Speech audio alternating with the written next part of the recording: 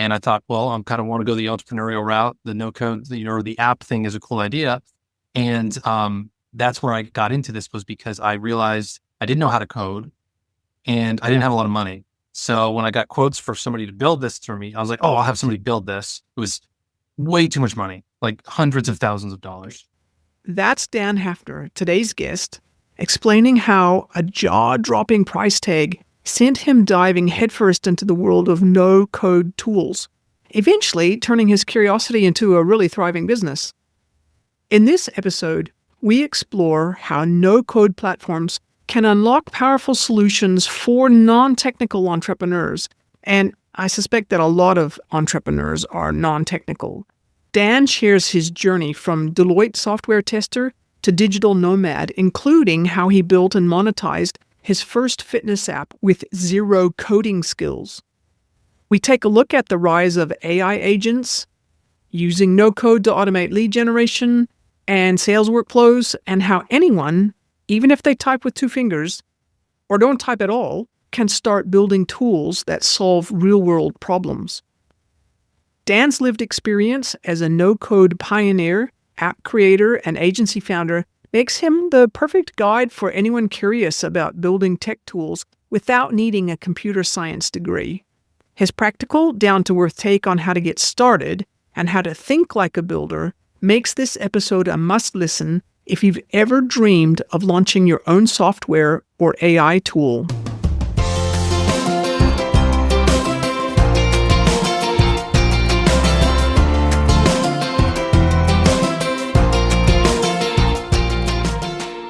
Welcome to the Online Business Launchpad podcast. I'm Trudy Rankin, and I help people who need a flexible work-from-home option grow the online side of their business so they can earn more, stress less, and have greater freedom in how they live. Dan, welcome to the show. Thank you so much, Trudy. It's really awesome to be here. Thank you so much. Yeah. Now, the reason why the no-code sort of bit catches my eyes is that even though I do have an awareness of code, I have an understanding of what code does, I'm like about a bazillion other people who are very much aware that the amount that we know about coding is enough to get us in trouble instead of actually helping us create something. So whenever something looks so technical that it seems like we're going to need to bring in a software developer or something, it's usually a kind of, oh, I don't think I'm going to go there because I don't know enough to do it, and I don't even know enough to know whether my software developer is going to be any good. So I'm going to be interested in digging into that a little bit today. But before we do, I'd like to just understand a little bit more, and for our listeners to be able to understand a little bit more about you and your backstory. You know, where are you from? How did you get to the place where you have your business, and exactly how do you help people?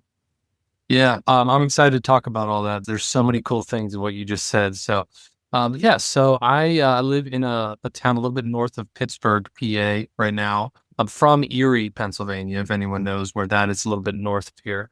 So I'm a Pennsylvania guy, but over the past about 10 or 12 years since I met my now wife in college, we've kind of traveled over the East Coast. She's in the medical field.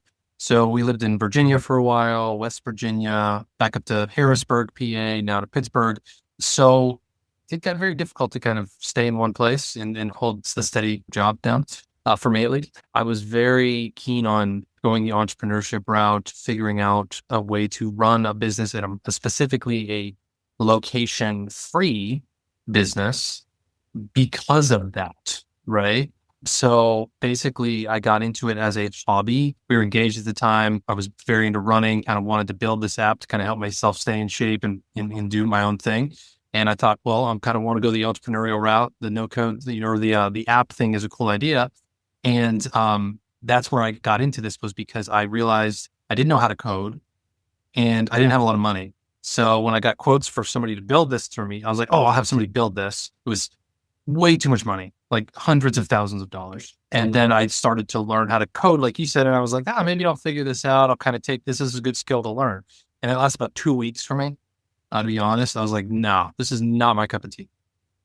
But in the middle of there, I did have a job where I worked for Deloitte. I was one of the big four firms, and I was a software tester. So I had some experience with software, with how it worked. It was very interesting to me.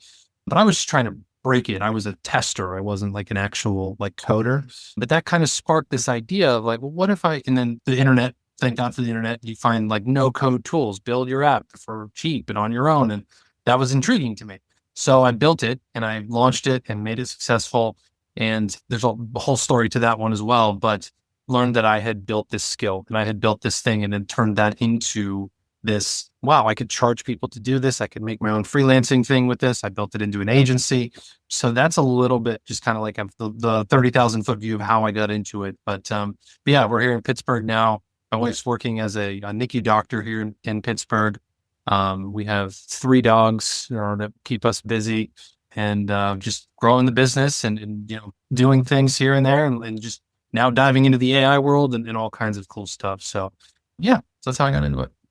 That's really fascinating. There's a couple of things that jump out at me that I'm fascinated by. One is I'm currently traveling and I'm trying to do the whole nomad thing where we've got a camper van that we put together as a COVID hobby, but we're traveling around in it and seeing some of the sites in Australia. So that resonates in terms of your background. But the other thing is, and I don't usually talk about personal stuff on the podcast, but my hat is off to anybody who works in NICU. So for people who don't know what that means, it's basically a neonatal infants place in the hospital where babies that are born prematurely get taken and they get looked after really well. There's doctors and nurses who specialize in that.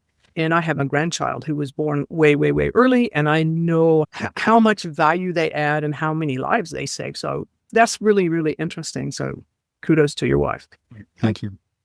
But coming back to you and what you do, and the fact that you got into this no code side of things, I'm interested to dig a little bit into some of the new stuff that's coming out. And it's, mind you, for some people it's news, for other people it's been around for quite a while, but people are starting to talk about things like AI agents, the new app, if you want to call it that, where we're using AI to create things for your business or for clients. And theoretically, you don't need to know how to code, but can you just comment on that whole, how much technical knowledge do people have to have when it comes to both AI and coding, when it comes to setting up things like an AI agent?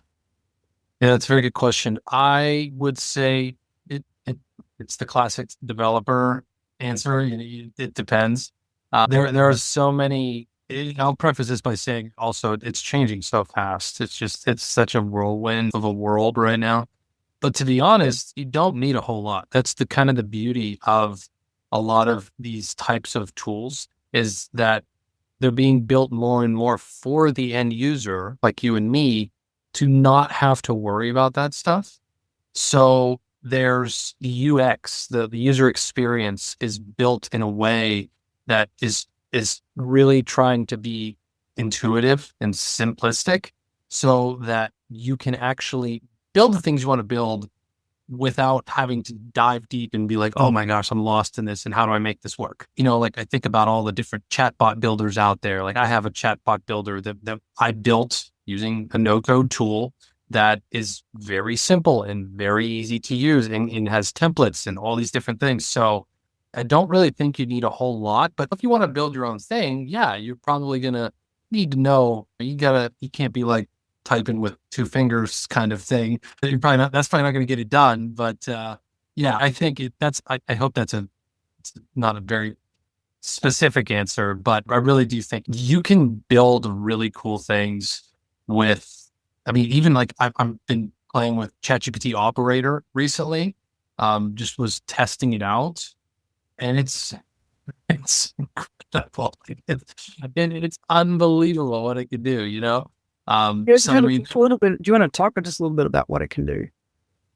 Yeah. So I'm no expert on it. I literally just tried it a few times, but it has a way of working a browser inside of ChatGPT. So if you're familiar with ChatGPT, you can tell it, hey, I need a list of physical therapist companies within 100 miles of my location. I need their contact information to put into a Google Sheet. And I would like to have it all organized with this and this and this field. And it'll actually go and find it and build the Google Sheet in front of you. And like something that simple for lead generation. I mean, you can do another one. I saw people were doing peruse X for posts about insert my topic, then answer with a very intelligent, simplistic answer, and also include a link to my website or program or anything like that. And then it'll say, hey, do you want to send this? Is this a good one? And like things like that, which are your ability to prompt, your imagination is the only limit right there. Like you can come up with, I've seen people that have pages and pages of one single prompt, or you can have you have a 3-sentence prompt. That's what's really, really exciting about all that stuff. Yeah, that is fascinating because I play with ChatGPT a lot, and I'm like, I always want it to relate back to what I'm doing with my business or how it might help other people with their business, and just trying to keep up with all of the things that it can do, or even being able to imagine new things that it could do based on the functionality. It becomes really challenging. So that's interesting to me. So if we take a scenario where, let's just say somebody's come to you and they've said, hey, I've got this idea, and it's agnostic as to whether it's AI or an app or whatever it is. I've got this idea. I want to bring it to life. Can you just talk a little bit about the process that you use to do that, to help them do that? 100%. I usually have 3 simple steps that you kind of break it down into, right? You got to begin with the end in mind. You got to think, okay, what am I actually trying to build? Let's think through the idea. Like you said, is it to build this new AI agent thing, or is it to build an entire SaaS platform that's a marketplace that connects different people, or is it an automation tool that you could just use Zapier or something like that for? What is it that you're trying to build, right? So that's number one. Begin with the end in mind. Number 2 is look for existing solutions. It's not the most ideal thing for me because I could lose out on money with that kind of stuff. But a lot of times there are existing tools. There's so much software in the world. There's existing tools that you could use, or, I mean, some people don't want to pay the subscription fee, and I get that, but there could be existing tools out there, things that you could plug. Oh, this actually solves my problem. And then number 3 is, if you don't find anything, or if you find a tool that you like I need a CRM. Well, I don't really like Salesforce. I don't like how that actually works, or HubSpot or whatever. Then we go, okay, now what tool is actually going to be the most logical for you to build something with, as long as you're committed or you're open to the no code idea, because that might draw you down a website builder thing like Webflow. Maybe you just need a landing page type of thing, or maybe you need an actual tool like Bubble or Adalo or Flutterflow to build an app, or maybe you need Zapier or Make or something like that to build an automation in the back end. And that's where, like, there's this process, right? So there's a bunch of different avenues you can go. But those are the 3 things I say, right? Like, begin with the end in mind, identify what you're trying to build, look for existing solutions. And then number 3, determine what tools can actually be best, or even the tech stack, right? The suite of tools. Maybe you need Bubble and Stripe, or you need Zapier and whatever. So there could be a combination of things. Yeah. So basically, I know that people are going to go, they'll be fine working through the first 2, and then they're going to go, oh, tech stack, I have no idea. And I suppose that'll be where you come in, going, okay, this is what you want to do. Here's the things you need to fit together and basically make it all work, put it together like a puzzle. Basically, I want to just touch on something that you mentioned a little bit earlier. You mentioned just user experience. How important do you think user experience is these days? And let me just preface that by saying, when I was working as a chief information officer, I worked with a lot of developers and a lot of people who helped maintain the technical infrastructure. And it was oftentimes, not always, but oftentimes difficult for them to understand, why their thing wasn't so, other people didn't like it. They didn't find it easy to use. And it was more like, sometimes people are too stupid to use it. And it's always, no, people are not too stupid to use your thing. You haven't designed it with a human in mind.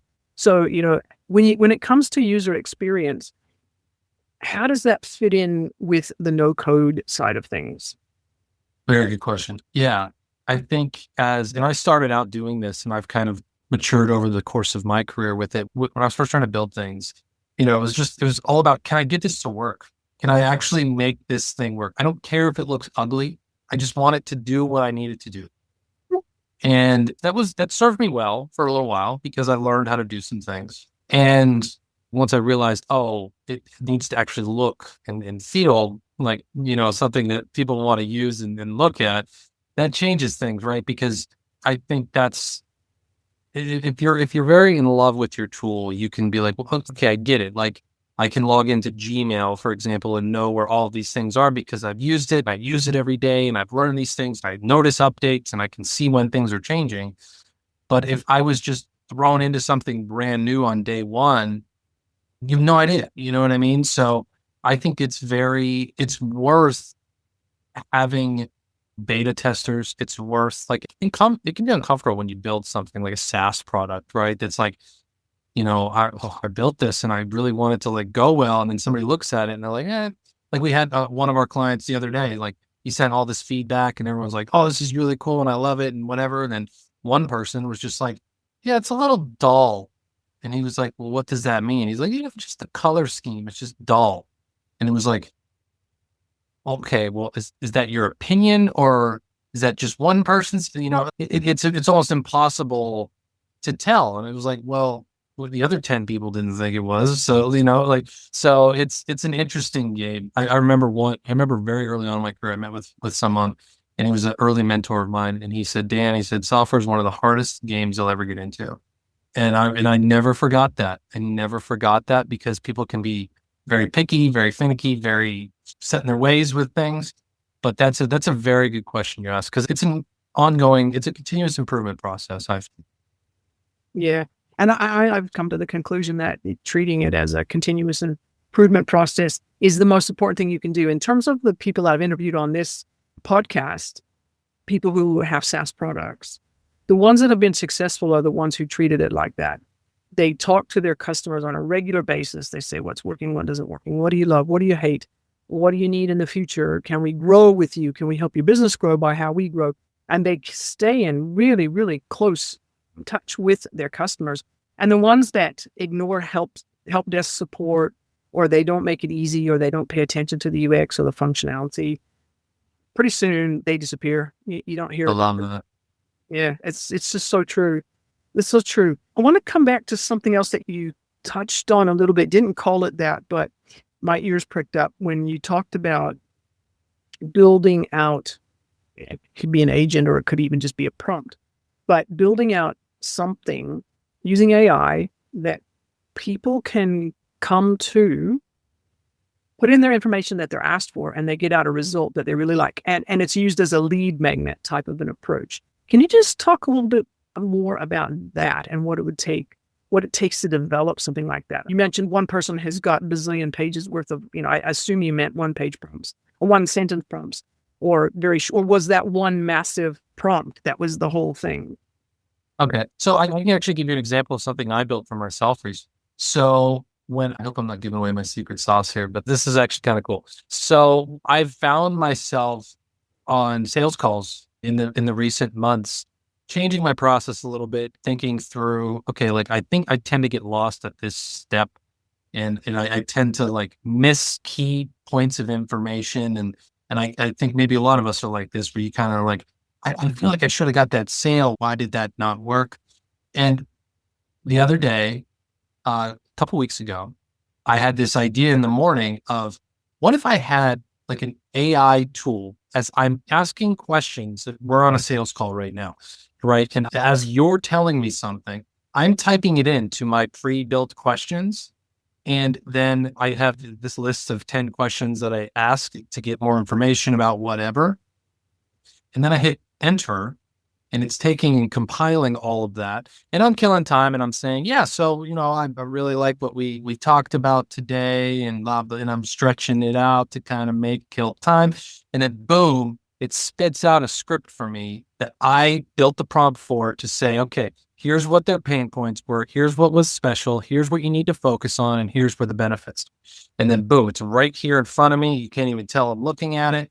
That changed everything in my sales game. Like I even tested it on like a friend of mine, just, as like a mock sales call. And he's like, I never knew you were doing that. That's amazing. That was so cool. So I'm working on reselling that. So maybe we'll have that for sale someday. But something like that, it can be built using a tool like a Bubble or Dalo or there's lots, and I hate to name tools too, because there's so many new ones every single day. But even something like that, like I had a real problem for myself that I was facing. And I actually built that in another tool it's built for like building custom AI apps like that. And I went in there and I said, okay, here's what I need from this. And then boom, boom, boom, it spits out the prompt for me. I have it. I can embed it anywhere I want. And then I have the tool. And then boom, like I literally had an instant return on that because closed the sale that day using that tool. And I was like, I am the man. That was so, you know what I mean? So, yeah, like something like that it was such a cool, I've never told that story on a podcast because that was pretty new, but that was, I hope that's a good answer because that was really, really fun. That was so cool. That is a really great answer because it's not necessarily a lead magnet, but it is a tool that helps you get sales. And you can't tell me that there aren't a bazillion businesses out there whose sales team wouldn't benefit from having something like that, especially if it gets to the point where the call can be transcribed in real time and those points get pulled together as you talk, and you can sort of tick down on a list and, okay, they covered this, they covered this, they covered this. You still need to ask them that. So that's really fascinating because in my mind, I'm immediately going to, well, it might not necessarily be a sales call, but it could be a call to try and negotiate a sponsorship agreement or partner. It might be getting a partnership agreement in place. It might be getting an affiliate relationship put in place. And so you want to make sure you've got ticked all these boxes off. So I can immediately think of a whole bunch of use cases for what you've just talked about that would be really brilliant. And I can just see, especially for the sponsorship side of things, people who might be new to that game might be going, I would love to have access to a tool like that. So maybe somebody who teaches people how to do sponsorships or get sponsorships, interested in something like that. Let's flip it around now and talk about how you could create something that might be a lead magnet, which is externally facing. People coming in, they're attracted to the lead magnet. They can't use it unless they've given you their name and email address, et cetera, et cetera. Any thoughts about that? Like, have you had any examples of that or any ideas come to mind? Yeah, you asked that previously and I completely ignored that. So I'm That's super okay. sorry. I'm just excited about my other story. That's funny. So yeah, I mean, honestly, an app in itself serves as an incredible lead magnet. I learned this in my very first app that I launched myself. This is where I was like, wow, this is powerful because when I set up the running and fitness app that I had set up, and I was able to put some marketing behind it and get it to where it was ranking on the stores. I had hundreds of downloads a day of this app, and when people were signing up, they had to create an account, which was their email and a password. And then boom, that was a list of just hundreds. And, at least if there was hundreds of downloads, I probably got 10, 15 email addresses a day of people creating accounts and going through and signing up and doing all that. So the app in and of itself, like our SaaS tool of like, hey, create your free account, that itself is a lead magnet right there. But in order to get there, how do you get that? How do you use that tool? Right. That's where your messaging comes in. That's where your marketing comes in. That's where being able to speak to the benefits of, hey, I have this cool thing that does X, Y, and Z over here. And it's all got AI and just like the sales thing I just talked about. Like, hey, I have this cool tool that you could use to get sponsorships on a call with AI and you know exactly what to say. Boom, here you go. Opt in right here for it. Off you go. So there's not really anything special with that, but that even I love all the different chatbots that you see on websites and stuff like that. A lot of them will have that to where there's AI built into there. They can answer some questions kind of based on the knowledge base, the information you feed them. And then it leads to a point of okay, well, great. What's your name? What's your email? I'll get you over to an agent or I'll put your ticket in or whatever. So there's ways that can lead to, lead magnets in those types of ways. But again, like you said, there's probably a million different things I'm not even thinking of right now. It's your imagination. It really is. Yeah. Basically, you're only limited by your imagination. Yeah, because I'm just thinking in terms of lead magnets, that in terms of lead generation, lead magnets are great. And lead magnets, the best ones are ones that solve an immediate problem, an immediate pain point, and that allow people to sort of make a small but major step forward in whatever they're trying to achieve. And if people, if your listeners, for your listeners, if you've got a business where you do help people solve problems, either through your product or your service, sit down for 2 seconds and think about what little steps you could take. If you had a little bit of AI and a little bit of automation, you could actually create a lead magnet that people would be willing to come to your website and use, whether they see it as a pop-up ad or you put it on social media, market it a little bit. I mean, it's kind of exciting. I really get the enthusiasm and the excitement about being able to take a problem, figure out how to fix it, and make something actually work so that it adds benefit and adds value to people. There's something really joyous and fun about making something work. Some people do that on machines and motors, engines, whatever. I don't know. You enjoy doing it with the no code side of things. I just love trying to make cobble technology together and make it work, in sales funnels, quiz funnels. That's my specialty. That's a really cool thing. So I'm a little bit curious. If you just think, there's a couple questions, but if you just think back to the work that you've done on these no code things for yourself and maybe for clients, on average, how long would it normally take to create something? Let's take your one that you just told me about, and how long did it take you to build that? The sales AI thing that I did, that took me about 30 minutes. I'm not lying. Like, it took me about that, but it's super simple. It's just a set of 10 questions. Like, that's all it was. Right. And that was already in a software that I have that is built to build those things, right? And build it from scratch and build anything like that. So when you're building things like that, you take an hour or two, you can sit down and you can crank out some really cool stuff. Is it going to be the next amazing tool that goes viral online? Probably not, but it's going to serve a purpose, right? Now, when it comes to like big applications that we build, MVPs, things that we're actually standing up for people in terms of like actual apps or SaaS products, that's a little bit of a longer time frame. We shoot for anywhere between 30 and sometimes up to 90 days for those types of things, which in this world seems like an extremely long time when you talk about building things in 30 minutes. But those are Airbnb type platforms we're building, or Upwork type of apps we're building, where it's complicated. There's logic, there's automations, there's different permissions and workflows and all those types of things, which is not something that takes 30 minutes. I don't care what kind of AI there is. So that's usually what we try to do, what we shoot for those. But yeah, it can be, but AI is also making it a lot faster. Like, that's one of the things where I was talking about earlier, where if we have an idea or someone comes with just a raw idea, like, I want to build this app that does this thing, but they don't have any designs. They've never used Figma. They've never used anything like that. That is where AI has come through and shined for me and for people I work with, is because you can get MVPs and mockups like that. Like, you can get things and it's just beautiful and it's there, and you don't have to spend all this time and all this money, hiring people to build this type of thing. You can start with that really fast, and then you can go and build. So it's a really cool world out there. I mean, and I was talking with somebody the other day. He's like, "You must do a lot of mind mapping." I'm like, "Yes, I do a lot of mind mapping, right? Like, I'm a visual person of, okay, here's flow. Here's the way that this flow is going."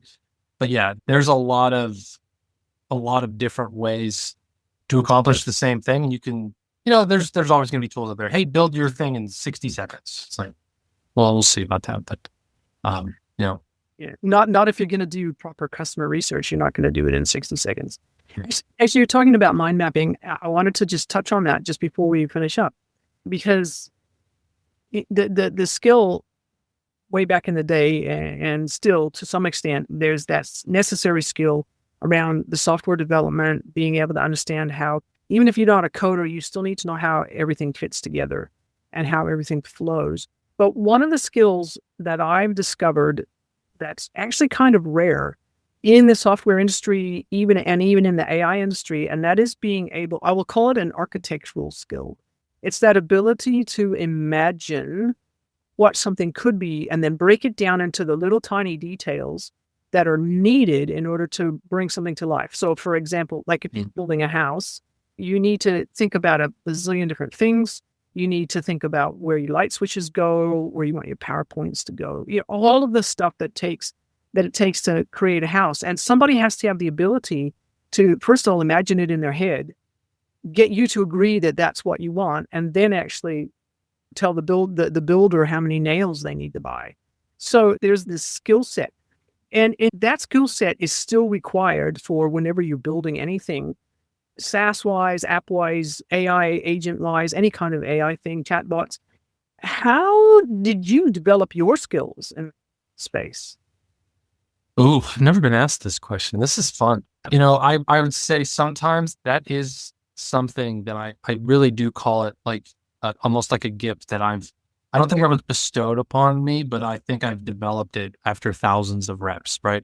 A lot of times, like even people will bring spreadsheets to me and we'll create software for them. It's like a gift of like, I can see, okay, you have this spreadsheet that tracks all your clients' fitness routines and their gut health and their workouts and this and that and their weight and water intake and everything. And boom, I can like instantly see and know what that needs to incorporate to be a software, right? But I love that you compared it to like the architectural type of thing, because that is the difference between like what I've started to do and done for years and like what just kind of like any kind of developer does. Like it's like I need the requirements. Look, I need to build it. That's the contractor mindset. Whereas what I try to do is help be that imagination, that visionary, but also get down into the weeds of building the different things, like you said, from the top down, which it's a lot, but it's worth it. It's really, really worth it. So how I develop that reps, I would say, is like my one word answer to that. Just reps of I study software. I will study web applications, mobile applications. That's how I got into it. Was when I realized I wanted to build an app. I realized that I had like 150 apps on my phone, and I was like, I should build an app. So I mean, I've always just been fascinated with it. But like you said earlier, like when you build engines, when you build different things, you can kind of nerd out about that stuff, and you can recognize like, oh, I know exactly how that's built or how this works and how the guts work. But you can appreciate the finished work of it. I think that's pretty simple. Like when you really break down whatever software is, there's elements, right? There's lists, there's headings, there's buttons, there's text. It's all very simple type of stuff when you break it down. And it's just once you kind of see that again and again and again, okay, now I can go build it. Now I can replicate that fast. So that has only come through reps with me, but that's also part of the value that I try to pass on to the people that I teach and that I work with. So, yeah, that's a very good question. I've never been asked that question before. That's really cool. Yeah, I just think it's really important because it's a rare skill set, but it can be developed. And so if anybody's listening out there who's thinking, hey, I need to add something new to my bow, new arrow for my bow, for my quiver, that is something that's necessary and needed. And it covers a whole wide range of technologies that's necessary. Really quickly, because you mentioned it, mind mapping. Do you have a specific mind mapping tool that you love? I use a couple. I use Lucid Chart, and then I use Miro as well at times. So yeah. Yeah, I'm a fan of Miro. I use Miro because I'm into the mind mapping. I have to see how everything fits together so you can and you can break it down. Yeah, that's been really, really interesting, Dan. If people were interested in talking with you further about what it is you do, or they're interested in maybe getting some help, or they just want to know more about you, where's the best place for them to go? Yeah, so we have all kinds of different stuff on the site, dappernocode.com, services, the podcast, all kinds of cool things like that. And then you can also connect with me on LinkedIn if you want to have something a little more personal as well. And I will provide you with the actual, there's a whole cool new resource library I'm putting together that will be exclusively, we'll have a special link just for the listeners here. So we'll put that, and so you can have it in the show notes or whatever you need. So. Fantastic. That's really good. Yeah. If you let me have that, I will put it in the show notes. Yeah. And so you do have your Tech Bytes podcast. I'm going to go check it out because it sounds really fascinating. This is an area that I'm interested in, so that should be cool. Go ahead. I was just going to say, by the way, I'm in the middle of, in that podcast, a mini series called the No Code Advantage, which is a 10 episode series I'm putting together specifically from zero to whatever. It's 10 episodes. Probably by the time this gets released, we'll be done with it. I'm in the middle of it currently, but that's been a very popular mini series I've done in the podcast. So yeah, I would definitely point people to that as well. That's really cool. Yeah, definitely. We'll make sure that's in the show notes so people can check it out. But yeah, Dan, thank you so much for your time. It's been really interesting talking with you. Yeah. Thank you so much, Trudy. This was really fun. Appreciate it. If this conversation with Dan got your creative gears turning, now's the perfect time to test the waters of no code for your own business, whether it's starting with a tiny tool or onto your next big thing. If you enjoyed today's episode, I'd really appreciate it if you'd take a second to subscribe and leave a review. It helps more people like you discover the podcast and decide to take action.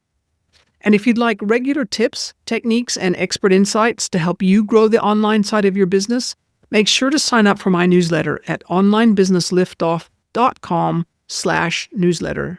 That's onlinebusinessliftoff.com/newsletter. See you next time.